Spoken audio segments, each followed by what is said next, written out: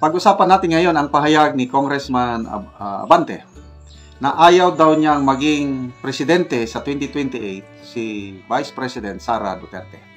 Okay, dito may post si Optic Politics 3 hours ago. Sabi niya dito, ayaw daw ni Abante si VP Sara, kayo na ang bahala. So ito yung exact word ni Representative Benny Abante. I don't think she is. I don't want her to become president. If we believe that the former president is quite bad, she is worse. Anyway, karapatan yan ni opinion yan, perspective yan ni Congressman Benny Abante. Then, respeto natin siya. Kaya lang, magbigay tayo ng comment. Kung ayaw niyang maging presidente si VP Sara, i-relate natin ito sa nakabinbin na impeachment complaint laban kay VP Sara. Si Congressman Abante ang unang nagsalita na sabi niya may mga nakausap na siyang kongresista, house leaders, at hindi na nila pag-uusapan tungkol sa impeachment hanggat hindi matatapos ang eleksyon. At tunay nga, after yung Iglesia ni Cristo rally, biglang tumahimik ang tungkol sa impeachment ni VP Sara. Ibig sabihin, eksakto yung pahayag ni Congressman Abante na hindi na nila pag-uusapan. So, tahimik, ceasefire tungkol sa impeachment hanggang hindi matapos ang eleksyon. So, bakit kaya na nung una atat na atat sila sa impeachment, ngayon biglang tumahimik? Ang observation ng karamihan is ang ating mga re-electionist na mga local officials ayaw nilang malagay sa alanganin ang kanilang re-election kasi ayaw nilang gusto nilang tumugon sa panawagan ng Iglesia ni Cristo, gusto nilang tumugon sa panawagan ng Pangulo na huwag ituloy ang impeachment. Yan.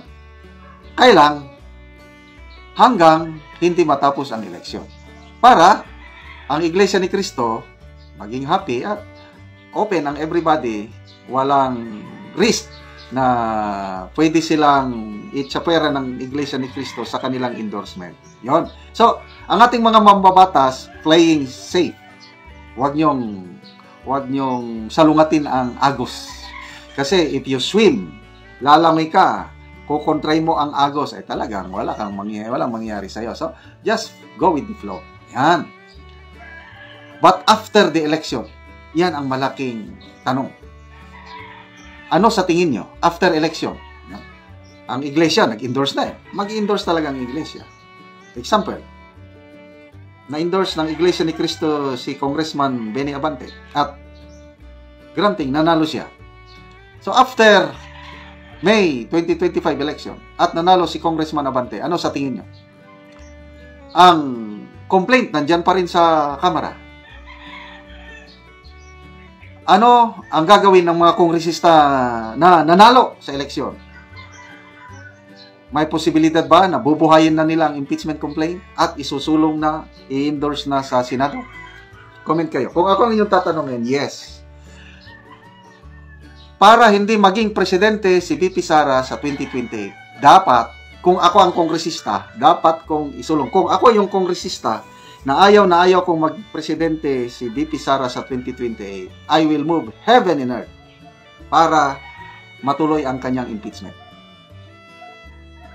So, let's watch out after May 2025 election. Iinit na naman ang issue tungkol sa impeachment ni VP Sara. So, sabi ni Optic Politics, kaya tayo na daw ang bahala. Okay, so, pag matuloy ang impeachment after election, depende na yan sa mananalong senador. Kung maraming mananalong senador na kakampi ng powers that be, most likely matutuloy, matatanggal si VP Sara as Vice President. Yan ang tingin ko. Kaya very critical, very crucial ang May 2025 election. Sa Kongreso, lumalabas ngayon. Walang kalaban si Congressman Romualdez sa 1st District So mananalo siya. So most likely siya pa rin ang Speaker of the House. Kaya madaling after election sa Mayo, madali nang makakuha ng 103 signatures para i-endorse ang impeachment complaint ni VP Sara. Kaya sa mga senador ulit ang labanan, kung maraming manalong senador na pabor sa administrasyon o kakampi ng administrasyon, nako, mai-impeach si VP Sara. Kaya sa mga nagmamahal sa mga Duterte, na the ball is in your hands. Kung gusto ninyo na magpresidente si VP Sara, dapat may mananalong senador at least 9. Kailangan ni VP Sara ng 9 senators next Congress para maligtas siya sa impeachment. Pag nakaligtas siya sa impeachment, yan na. Patay kayong bata kayo. Dahil sa nakikita ko ngayon, walang makakatalo kay VP Sara sa 2020. Basta maliligtasan niya, maa-acquit siya sa impeachment complaint na iaakyat sa Senado laban sa kanya. Okay, so yun po. Nasa taong bayan ang pagpapalagay.